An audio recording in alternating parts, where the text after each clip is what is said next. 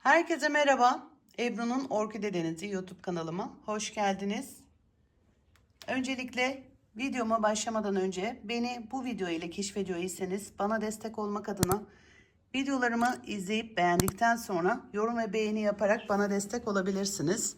Videolarımı atlatmadan tamamını izlerseniz bana katkıda ve destek olmuş olursunuz. Bu güzel kızlarımın hepsi ışığa doğru yönelmiş durumda ve gün ışığından faydalanmak için yarış halindeler. Yemyeşil görüyorsunuz.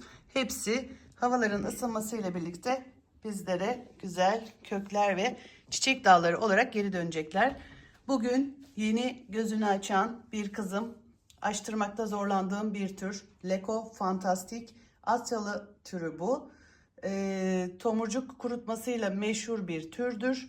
Bakın benim de zaten şu an kurumuş bir dalı var. Bu yeteri kadar gün ışığı alamadığı için bitkim 2 sezondur tomurcuk yapıyor. Fakat ne yazık ki tomurcuklarını açamadan gelişimini sonlandırmış oluyor. Ama bakın bu görsel ziyafeti de şu an sizlerle paylaşmak istedim. Hemen ben videomun içeriğini oluşturan konuyla ilgili 3 tane orkidemle videoma başlıyorum.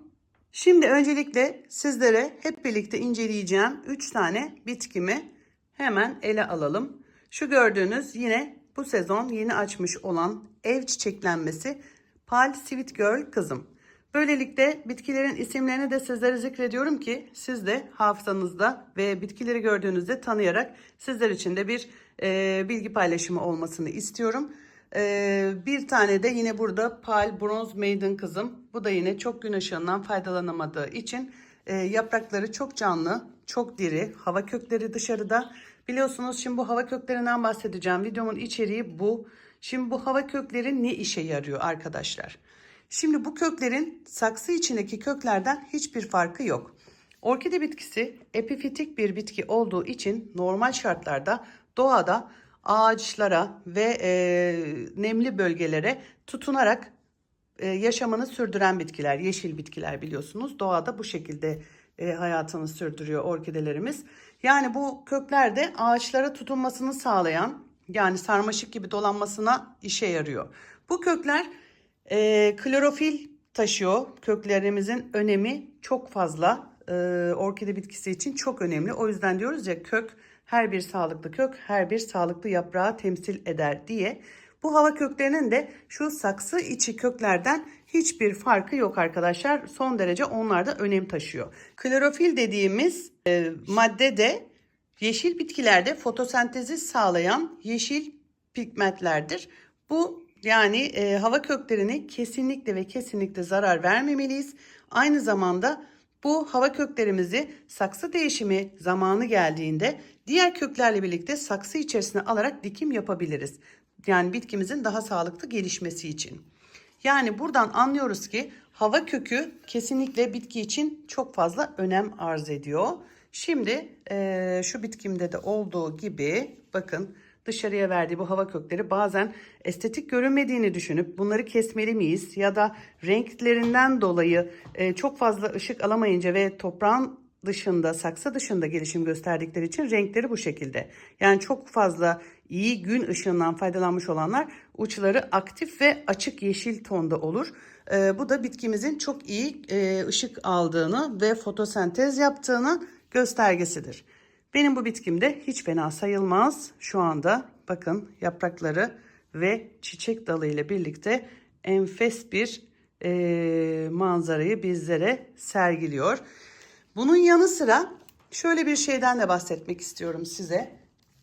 Şu şekilde bitkilerimizi köklerini az bulduğumuz ya da çok iyi gün ışığından faydalanamadığını ve destek yapmak istediğimiz bitkilerimizi şöyle bakın zaten benim göstermek istediğim şeyi bitkim kendiliğinden yaptı. Şu şekilde bitkilerimizi hava kökleri aracılığıyla da sulayabiliriz. Yeriniz ve konumunuz müsait ise şöyle bir kabın içerisine yine suyumuzu koyarak dinlenmiş klorsuz çeşme suyumuz bu. Ve içerisine birkaç damla orkide besini ben köklendirici bir besin kullanıyorum. Radifarm isminde. Bunu temin edebilirsiniz.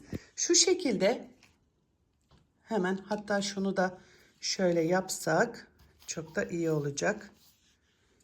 Şu şekilde bitkilerimizi hava kökleri yoluyla da sulamalarını yapabiliriz. Bakın. Yine şu kızımın da kökleri şöyle. Yine onu da hava köklerini incitmeden, zarar vermeden buradan sulamalarını yapabiliriz. Çok fazla fayda ve yarar sağlayacaktır. Hava köklerine asla zarar vermiyoruz. Kesmek ya da koparmak, saksıdan, gövdeden ayırmak, bu işlemleri asla ve asla önermiyorum, tavsiye etmiyorum. Saksı değişiminde bu kökleri de diğer köklerle birlikte saksı içerisine alarak dikim yapmanızı tavsiye ederim arkadaşlar. Hava köklerini asla ve asla kesmiyoruz. Onlara zarar vermiyoruz. Hava köklerinin önemini bahsettim. Tekrar toparlayarak videomu sonlandırmak istiyorum. Daha sağlıklı, daha yeşil yapraklı bitkilere sahip olmak istiyor iseniz arkadaşlar, bitkilerimizin öncelikle çok iyi gün ışığından faydalanmalarını sağlayacağız. Bundan emin olacağız. Hava kökleri bitkimizin gün ışığından faydalanarak fotosentez yapmasını sağlıyor ve kökler klorofil maddesini taşıyor.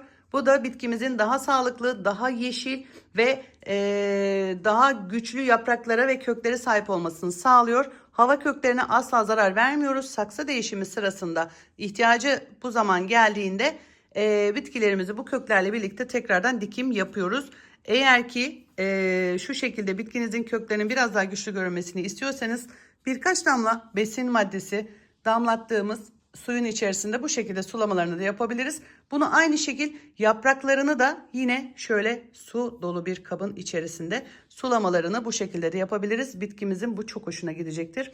Gelişimini ve bitkinizdeki değişikliği de çok kısa sürede gözlemleyebilirsiniz. Hava köklerini asla ve asla kesmiyoruz. Bitkilerinize besinli su ile sulama yaptığınızda her seferinde besinli su ile değil de bir kez besinli su, diğer sefer normal suyumuz ile sulama yaparsak bitkilerimizin köklerindeki fazla kullandığımız orkide besini, destek verdiğimiz bu vitaminlerin köklerdeki tuzlanmasını önlemiş oluruz.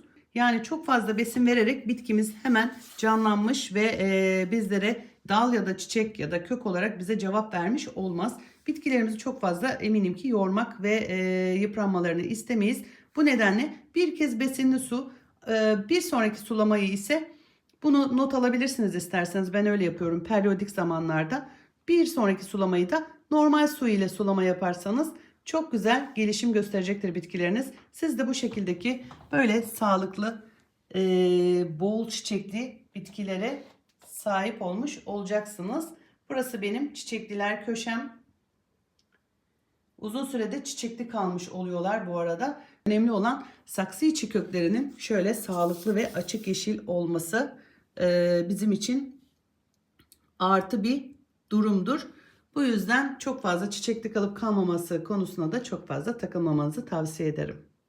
Yeni bir orkide bakım videosunda görüşmek üzere. Hoşça kalın. Bu güzel kızlarımızın sağlıklı görüntülerini ve daha bol çiçek dalı açmış hallerini sizlerle paylaşmaya devam edeceğim. Videolarımı beğenip yorum yaparak bana destek olursanız çok ama çok sevinirim. Daha fazla kitlelere de ulaşmış oluruz. Hoşça kalın. Sevgiyle kalın.